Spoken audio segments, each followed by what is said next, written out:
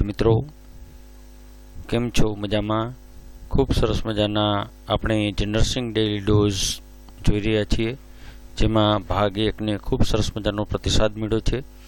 ત્યારે આપણે રજૂ કરીએ છીએ ભાગ 2, ખૂબ સરસ મજાના, જેમાં સ્ટાફ નર્સ, FHW, MPHW તમામને આવરી લેતો જે નર્સિંગનો પાર્ટ છે, તેમાં 100% પૂછાય એવા ક્વેશ્ચનને લઈ અને સરસ મજાના વન-લાઇનર વિડીયો, જેને આપણે નર્સિંગ ડેઇલી ડોઝ, યાદ રાખજો, નર્સિંગ ડેઇલી ડોઝ એક વિડીયો દરરોજ પ્રસ્તુત કરવામાં આવશે અને આ વિડીયો ખૂબ જ અગત્યના વિડીયો છે.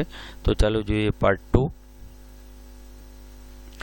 TNAI trend nurses association of ઇન્ડિયાની સ્થાપના 1908માં થઈ હતી. ભારતીય નર્સિંગ કાઉન્સિલ એટલે કે Indian nursing council INC act 1947માં પસાર થયો હતો. INCની સ્થાપના 1949માં કરવામાં આવી હતી.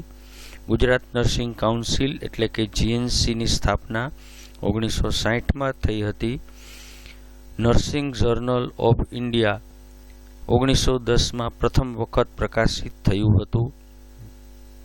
ભારતમાં પ્રથમ વખત BSc નર્સિંગ 1946માં CMC વેલ્લોર અને RAK યુનિવર્સિટી દિલ્હીમાં શરૂ થયું હતું. ભારતમાં પ્રથમ MSc નર્સિંગ 1959માં દિલ્હીમાં શરૂ થયું હતું.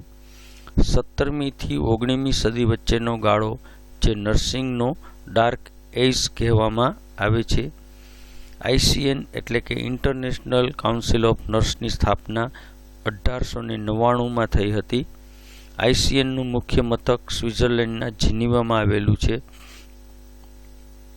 WHOની સ્થાપના 7 એપ્રિલ 1948ના રોજ થઈ હતી.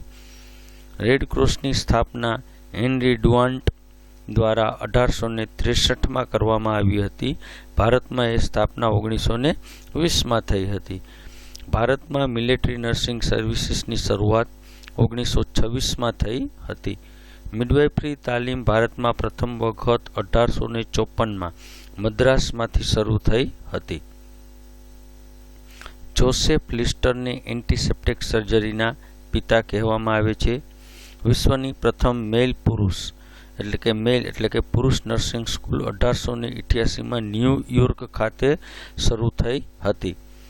મિસ જેપી રોય ભારતની હોસ્પિટલમાં નિમણૂક પામેલા પ્રથમ નર્સિંગ સુપ્રિન્ટેન્ડન્ટ હતા. જેપી રોય.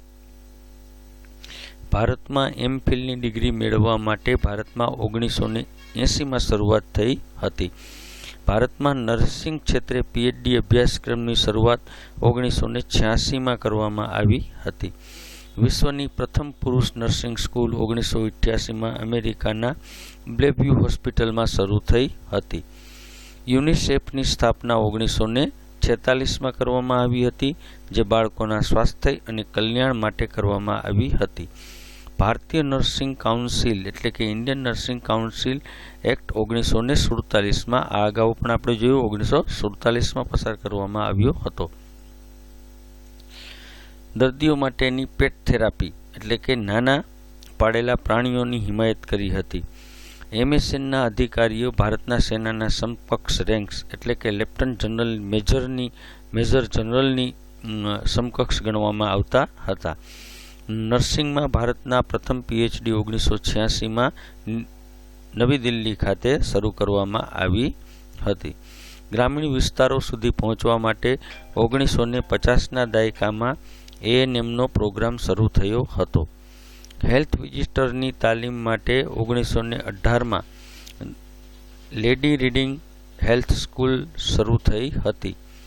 રાજકુમારી અમૃત કૌર ભારતના પ્રથમ આરોગ્ય મંત્રી હતા, જેમણે નર્સિંગને પ્રોત્સાહન આપ્યું હતું. હેલ્થ વિઝિટરની તાલીમ માટે 1918માં દિલ્હીમાં લેડી રીડિંગ હેલ્થ સ્કૂલની શરૂ થઈ હતી. 1946ની ભોર કમિટીએ 500ની વસ્તી દીઠ એક નર્સ રાખવાની ભલામણ કરી હતી. 1973ની કતાર સિંઘ કમિટીએ મલ્ટીપર્પઝ વર્કર એટલે કે MPHWનો ખ્યાલ આપ્યો હતો. રેડક્રોસનું પ્રતીક સ્વિસ ધ્વજ પરથી લેવામાં આવ્યું છે. રંગો ઉલટાવીને. ક્રિમિયન યુદ્ધ દરમિયાન તેમને ક્રિમિયન ફીવર એટલે કે બ્રુસેલોસિસ થયો હતો, જેના કારણે લાંબો સમય સુધી પથારીવશ રહ્યા હતા. લીગ ઓફ રેડ ક્રોસ સોસાયટીની સ્થાપના 1919માં કરવામાં આવી હતી. ભારતના પ્રથમ નર્સિંગના પ્રથમ વિધિવત સ્કૂલ 1867માં શરૂ કરવામાં આવી હતી. તો મિત્રો, આ હતા સરસ મજાના વિડીયોના વનલાઇનર. તો આવા જ વિડીયોના વનલાઇનર જોવા માટે ચોક્કસ જોજો. નર્સિંગ ડેઇલી ડોઝ યાદ રાખો. નર્સિંગ ડેઇલી ડોઝના આપણે ઓછામાં ઓછા 500 વિડીયો બનાવવાના છે, જેમાં નર્સિંગને લગતી તમામ માહિતી તમને એક જ જગ્યાએથી મળી રહેશે. તો ચોક્કસ આજે જ ડાઉનલોડ કરો માસ્ટરમાઇન્ડ HU એપ, જેમાં ANM MPHW સ્ટાફ નર્સના પરીક્ષાના જૂના પેપર પ્રશ્નો સહિત, જે નહીં પ્રશ્ન કેમ આ જવાબ સાચો છે એમની પણ છણાવટ કરવામાં આવી છે. આ એપમાં દરરોજ એક ઓનલાઈન ટેસ્ટ લેવામાં આવે છે. આ એપમાં ગુજરાત નર્સિંગ કાઉન્સિલ અને યુનિવર્સિટીના તમામ પેપર, જેમાં ANM GNMના 2015થી 2026 સુધીના પેપર પણ છે, અને યુનિવર્સિટીમાં BSc PBBSc MScના પેપર પણ છે. ચોક્કસ આ એપ પરથી તમે બુક્સ પણ ઓર્ડર કરી શકો છો. તો ડિસ્ક્રિપ્શન લિંકમાં જઈ અને ચોક્કસ ડાઉનલોડ કરો એપ્લિકેશન માસ્ટરમાઇન્ડ HU એપ. ખૂબ ખૂબ આભાર, ધન્યવાદ. વિડીયો ગમે તો લાઈક કરો, કોમેન્ટ કરો અને આપના મિત્રો સાથે શેર કરો. ખૂબ ખૂબ આભાર, ધન્યવાદ.